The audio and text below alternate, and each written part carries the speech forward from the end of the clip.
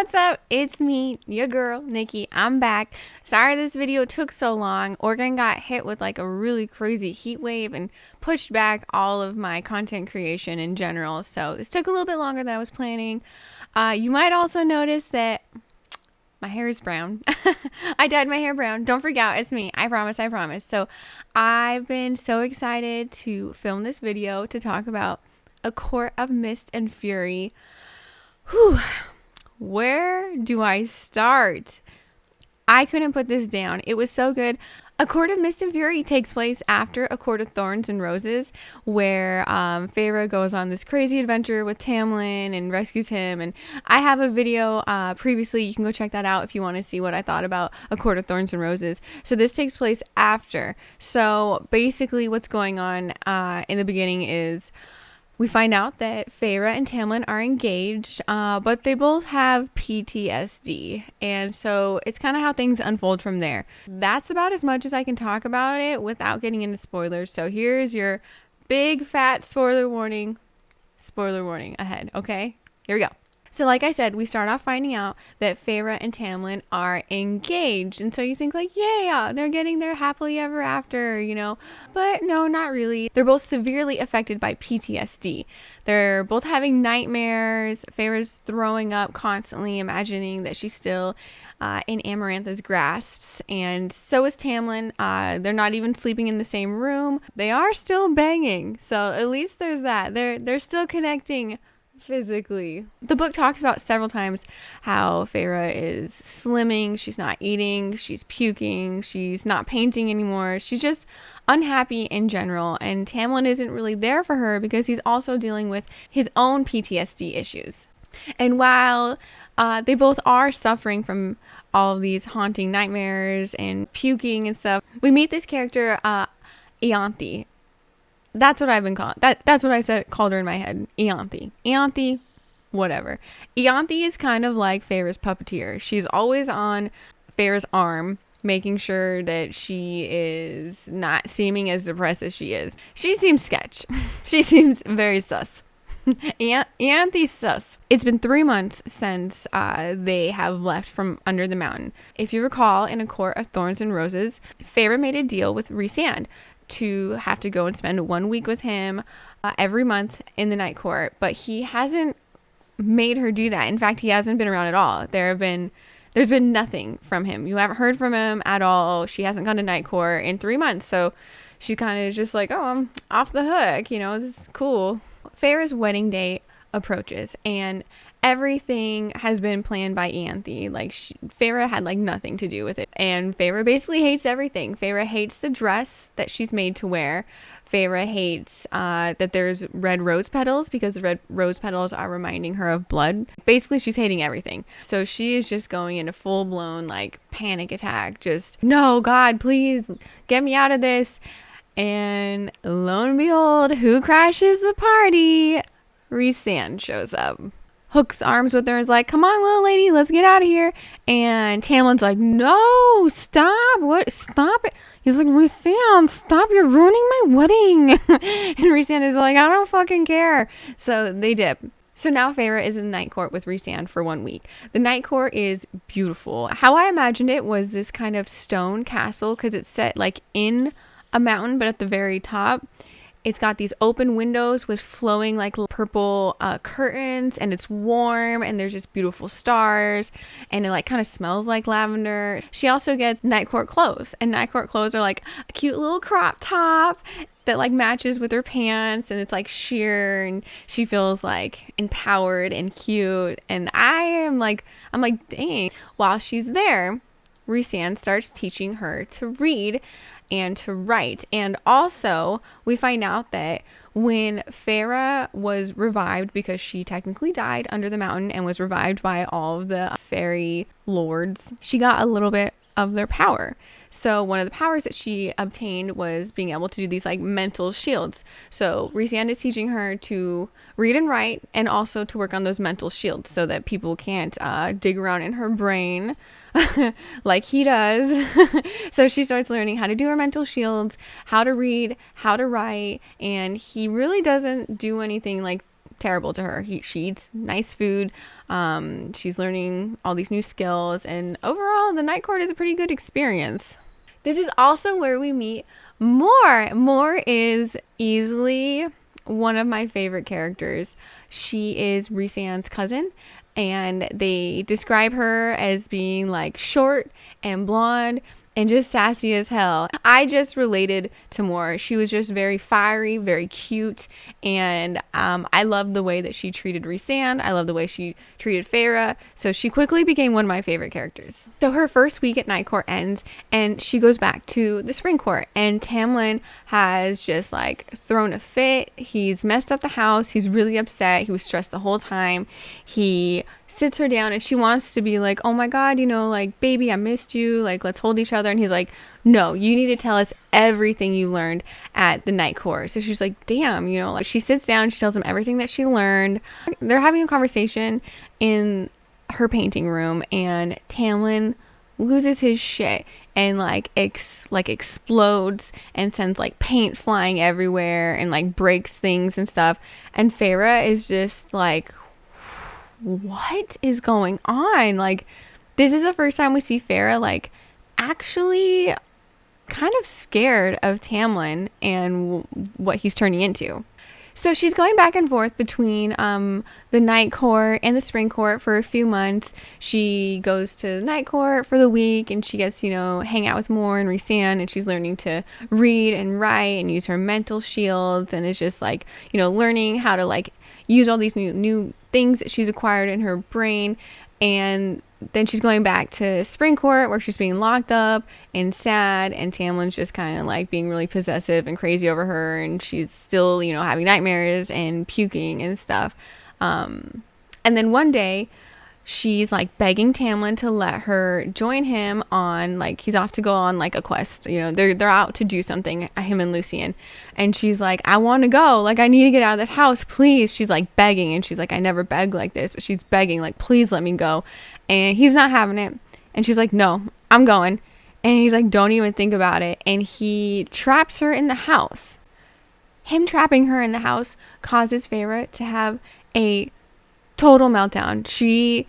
This unleashes all of her PTSD of reminding her of being trapped in a cell under the mountain with Amarantha. So she's just losing it. She's on the floor. She's screaming. She's freaking the fuck out. Next thing she knows, she's in someone's arms, and wham bam, she's at Night Court. She's in Mor's arms. So Mor actually came in and rescued her.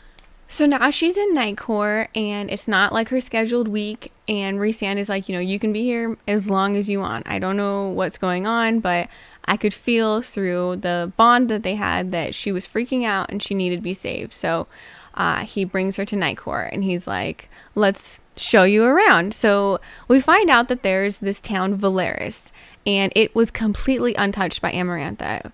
We also find out about Rhysand having to do some really crazy things to protect Velaris from Amarantha. Basically, what happened is when he was taken hostage, he had to use all of his power to shield Velaris from her and to wipe Velaris from the Night Court members who were under the mountain with him, so that it could remain safe. So this was like really mind-blowing, because this place had like, it's got cafes and music and theaters, and like it's almost very modern feeling, and Feyre is just blown away seeing things like this. You know, she's never been in such a modernized place before, and she's really like giving him grief about, you know, like, oh yeah, what's so special about this place, how come it got saved from Amarantha, you know. And then she finds out about the things that, you know, he did to protect it, which was, you know, becoming Amarantha's whore and using his powers to shield it and such. That night, Feyre and Rhysand go to a dinner, and Feyre gets to meet Rhysand's inner circle. So we meet Cassian, Azriel, and Amren, and Mor is there as well. They sit down, and it was just like this big, like, it was like a family, you know. Feyre just felt so comfortable, the way everyone was talking to each other, how casual it was, the closeness of all their bonds. She also finds out that when Rhysand had used all of his powers to shield Valeris from Amarantha, he also made sure that his inner circle knew, stay here, protect Valeris. When this is all over, I'll come back, but you need to protect our town. So they kind of have some guilt about not being under the mountain, unfortunately.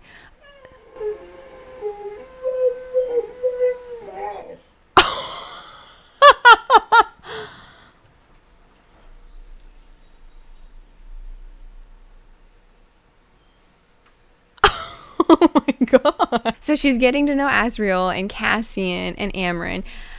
Asriel and Cassian are Illyrian, which is what Rhysand is, well, half of, which is why they have these like dark wings, and their wings are really important to them. Amren, we find out, is something else that we never really find out fully, but we know that she's not quite human, but she's in a high fae body. So everyone's like, she's crazy powerful, watch out. I was already really fond of Mor, just seeing her interactions with Rhysand and with Feyre in the few times that Feyre had visited Night Court. But during this meeting, there was something that Mor said to Feyre. Then Mor said with a soft venom that made me understand the High Lord's Third had received training of her own in the Court of Nightmares. Let me tell you two things, as someone who has perhaps been in your shoes before. Again, that shared bond of anger, of pain throbbed between them all, save for Amren, who was giving me a look dripping with distaste. One, Mor said, you have left the Spring Court. I tried not to let the full weight of those words sink in. If that does not send a message for good or bad, then your training will not either. Two, she continued, laying her palm flat on the table. I once lived in a place where the opinion of others mattered. It suffocated me, nearly broke me. You'll understand me, Feyre, when I say that I know what you feel. I know what they tried to do to you, and that with enough courage, you can say to hell with a reputation. Her voice gentled, and the tension between them all faded with it. You do what you love. That passage might not feel like ground shattering to some people, but for me, it like rocked me to my core. I was like, wow, I love her. She is a powerful bitch.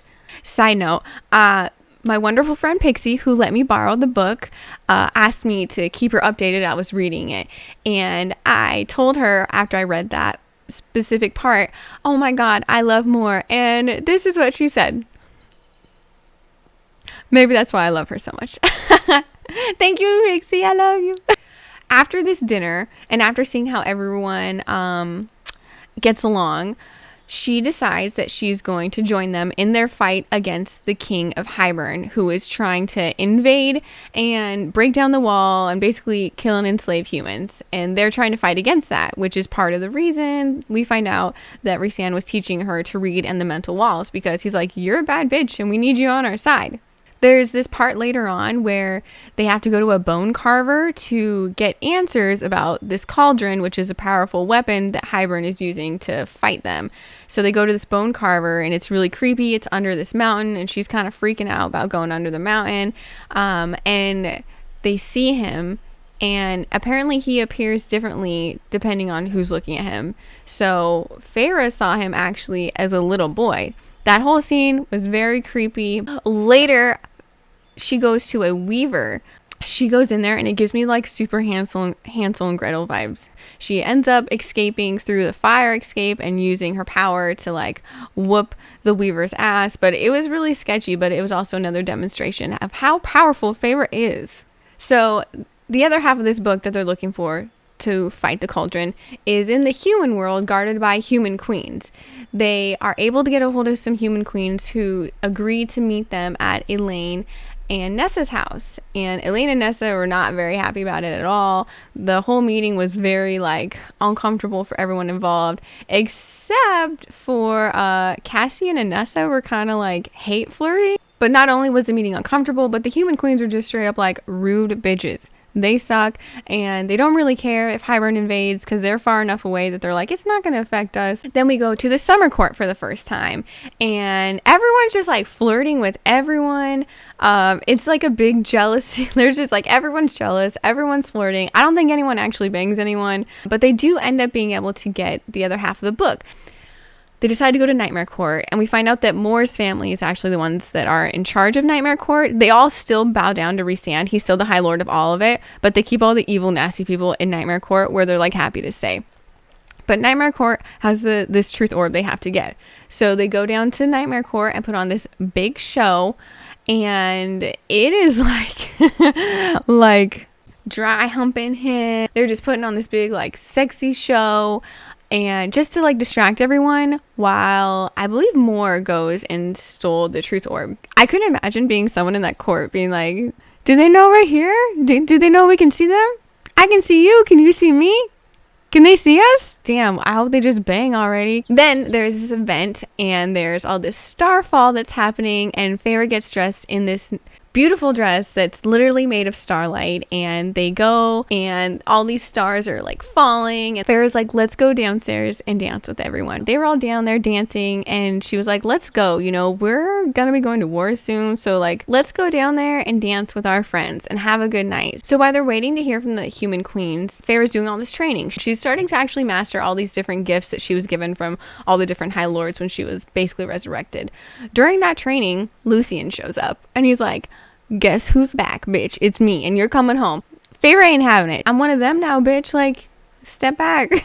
Not long after that, Feyre and Rhysand are flying through the air when all of a sudden these poisonous arrows just are like flying through the sky, and they shoot Rhysand several times in the wings. So they go down and they get like messed up. She goes out and she just like winnows around and kills every motherfucker that hurt her man. So she's like, I'll catch a cereal. She waits for a little bit, and she's waiting, and she finally catches a cereal. I don't know why it's always so nice to her. Like, it's supposed to be this really scary thing, but it's always been really helpful and nice to Feyre. She's like, you know, Rhysand got shot with ash arrows. They're not healing. What can I do? He's like, oh, well, your mate will be fine if you just give him some of your blood and then go pick up some flowers by the water. And she's like, my what? My who?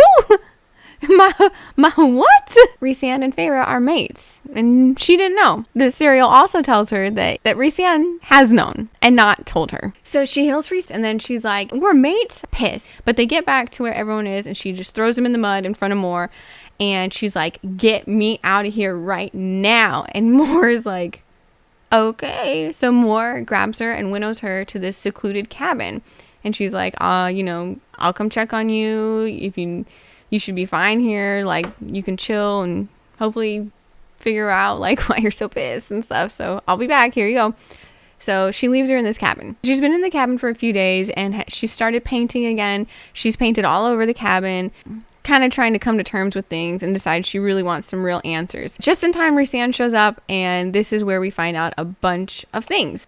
So we find out that he had been dreaming of her for a very long time, and that these dreams of this human woman are what have been keeping him going when he was being held prisoner under the mountain. He has this vision of her at Calamai, which was where the Great Rite happened in A Court of Thorns and Roses, where we meet Rhysand for the first time.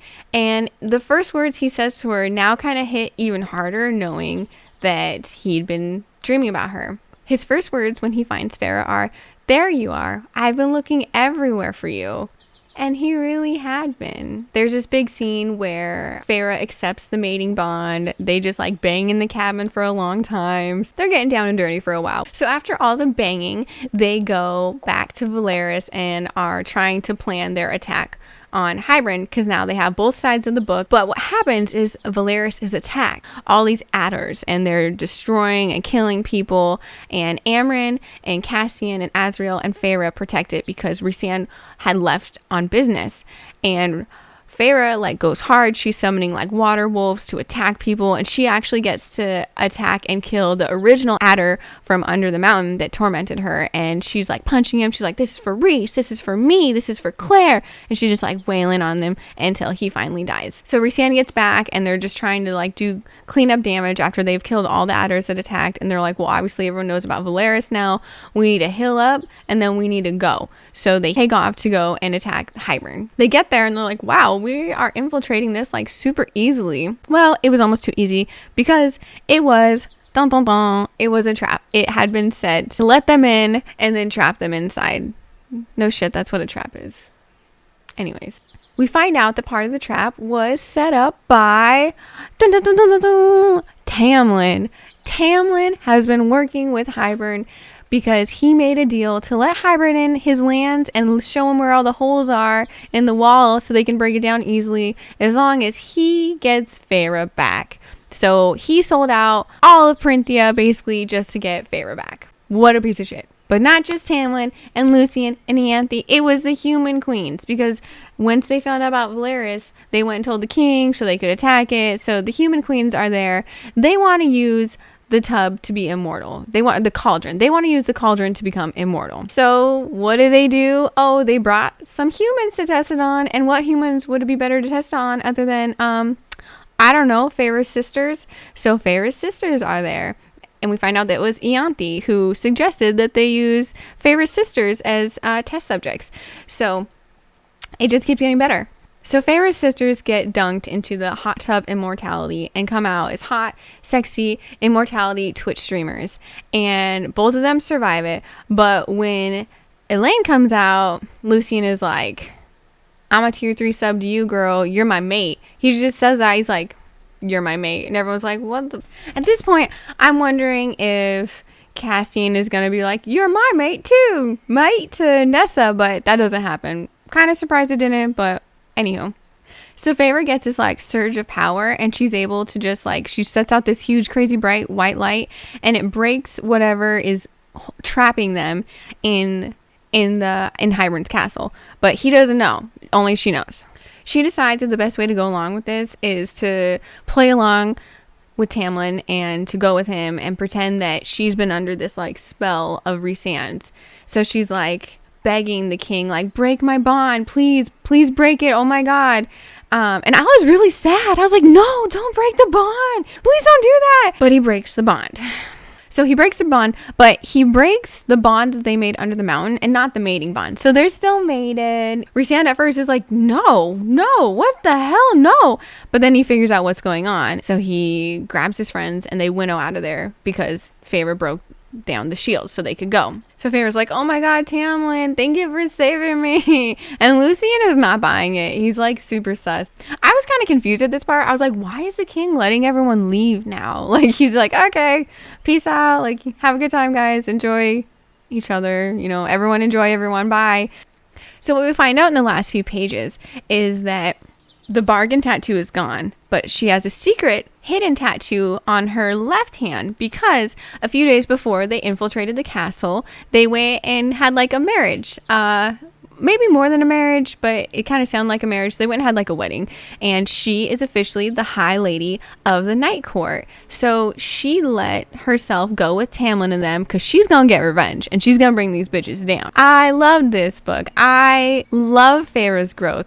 She was pretty bland and kind of boring in the first one. Like, I didn't hate her, but she could have been better.